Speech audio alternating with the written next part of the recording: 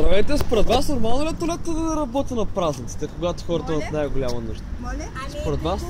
Отнесете до общинския съвет. Защо? Защото и нещо. Толкова народ има сега. Да. Как не ги Точно срам? когато хората имат най-голяма нужда, точно тогава не работи. Кола трябва да варя.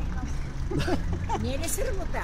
Срамота, наистина прави сте. Ама аз пък няма са напикан и да ставам още по-за срамота. Така е. Благодаря ви много.